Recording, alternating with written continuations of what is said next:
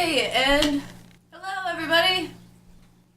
So, I guess I've never really done this before, but today I'm going to be doing this thing called story time. It's kind of a really, really horrible story, the way that it ended up, and I'm still having to deal with it, even though this happened back in October of 2016. And there's really nothing I can do about it because, as the title says, I am not a victim, but the government seems to think otherwise. Some kind of damsel in distress, this tiny little girl who can't take care of herself, so they are going to step in and make all my decisions for me, which is honestly the worst thing that they could do to somebody, because I feel absolutely powerless and there's nothing I can do. There's just absolutely nothing I can fucking do. They think they're doing what's best for me, but they're not. And I'm going to tell you why they think they're doing what's best for me. My current situation is just completely horrific and stressful that I don't even know what to do anymore. I'm just lost. And let me tell you why. On October 12th of 2016, I was just getting off work around 10 o'clock. And, I live right across the street from where I work, so it wasn't really that hard to get home. It took me like 5 seconds to do so. So after I walked home from work, my friends Josh, Poe, and Jen were all there, and me and Blake have already made previous engagements to go to the bar to go play a few games of pool and probably have a beer or two. Well, we got to Jimbo's and everything was doing great. We weren't supposed to stay there a long time because Blake had to go to work early in the morning, so we stayed about midnight, but Jen was having a little bit too much fun, so we decided to stay an hour longer because I convinced Blake to do so. Well, after that hour was up, Poe decided to buy everybody Jaeger shots, and we chugged those and then we left. To be perfectly honest, I don't even remember how I got home, which is not a good thing, but I probably shouldn't have had those last 2 Jaeger shots either. Everything was happy, it was going great, there was no problems, no problems whatsoever. But after we got home, that's when everything started to go to shit, I guess.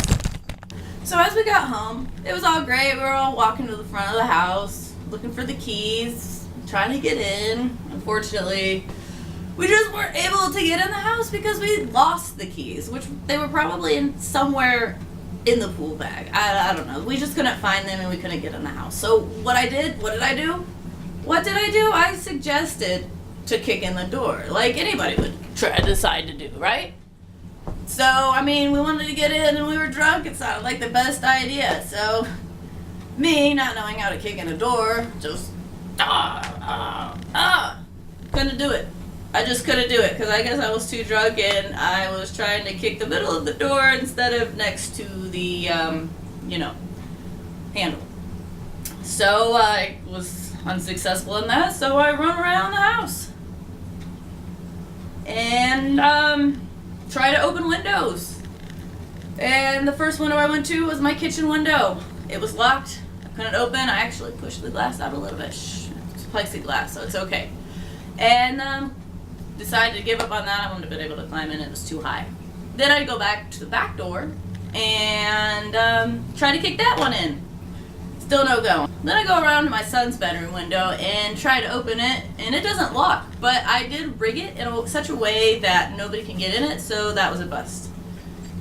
Everything is getting slightly hazy at this point. I can't really remember it. I just remember it happening, and I have bits and pieces of these glimpses. And I run over to my bedroom window, which was broken on a prior date, and we just haven't gotten to fix it yet. So that's got glass hanging out of it with cardboard box, and it's a mess. It's just awful. It is a hazard, obviously. And what do is I put my hands on the glass and try to push it upward, and then the glass just falls on my face and makes this huge cut right here. And I'm basically completely blacked out at this point. I don't even know what's going on. But then 5 seconds later, after I stand up, after my face has been cut open, Blake comes up behind me and then tackles me because he didn't realize that I ran off the porch to try to get in the house, so he thought I was somebody trying to break into the house, which I was trying to break into the house, but not like I wasn't a stranger, I guess. But he tackles me and draws back, and then as soon as he figures out it was me, like we just like, boom. It didn't hurt. I was fucking drunk. Like I don't even remember anything. But as soon as he tackled me, I freaked out because I have no idea what's going on. Like I just cut my face open. He tackles me and I'm like freaking out. So he goes like this and then jumps up and he's like, oh shit.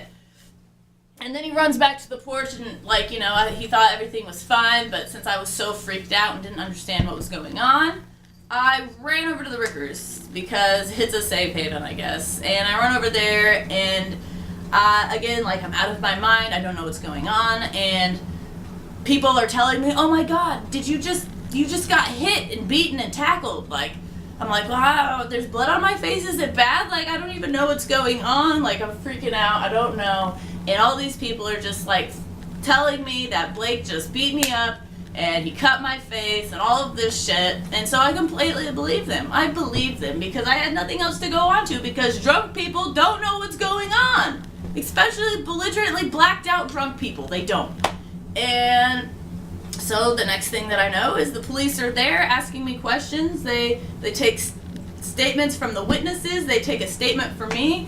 They eventually had to convince me to go to the hospital because I had a big gash in my face, but I totally didn't want to go. I should have just left then and just went to the hospital, didn't take an ambulance ride or nothing, none of that. But I decided to go. The police followed me, and so did the witnesses. They met everybody at the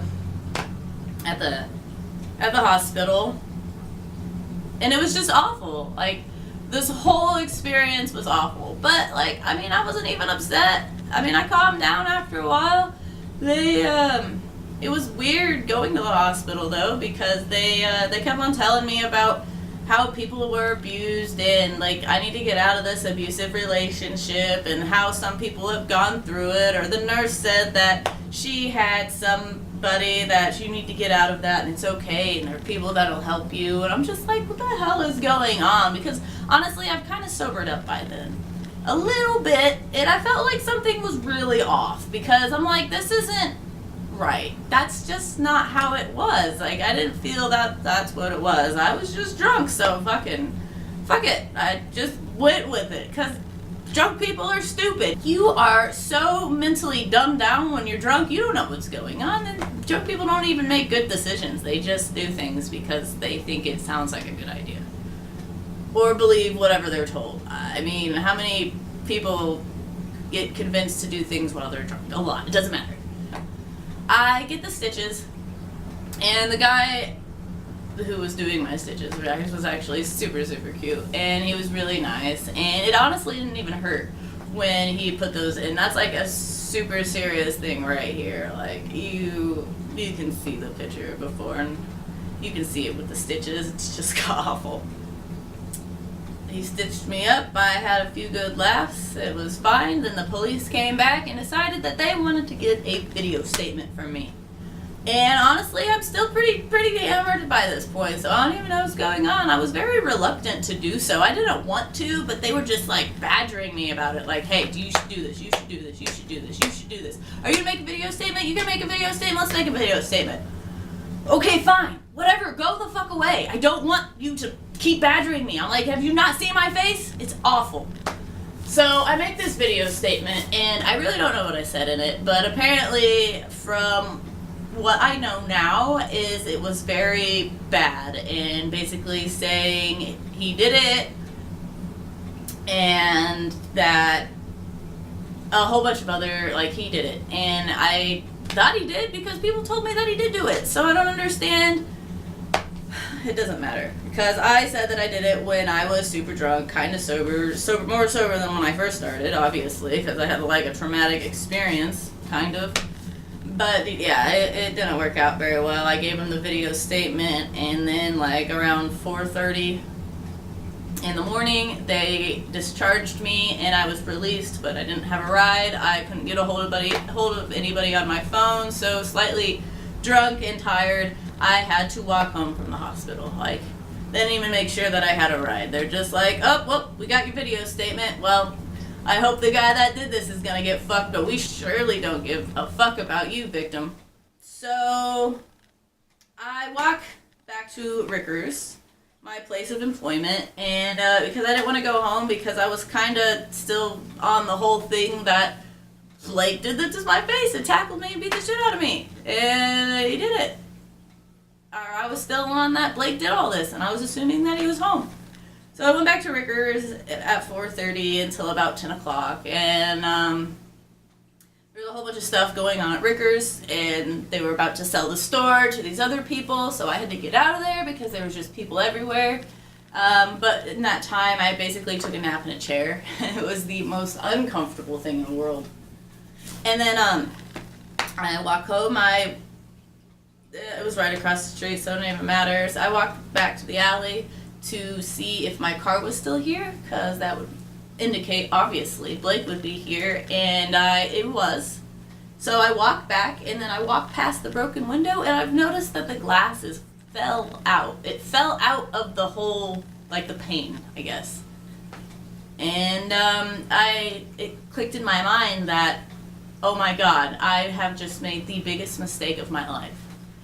Because Blake is now being blamed for something he didn't do, but something that I did to myself. And we really didn't think of anything of it. After I saw the window, I walked in the house, and he was there, and he's like, I am so sorry. And at that point, I knew that he didn't do this. He didn't do that to my face. But we went on living life for like the next 3 days until one day. Hey, thank you for watching. This is only part 1 of the 2 parts for this video. Otherwise it's just going to be too long of a story. I hope you enjoyed it. Please leave a comment, like this video, and subscribe if you want to. I really want to know what you think. See you next time.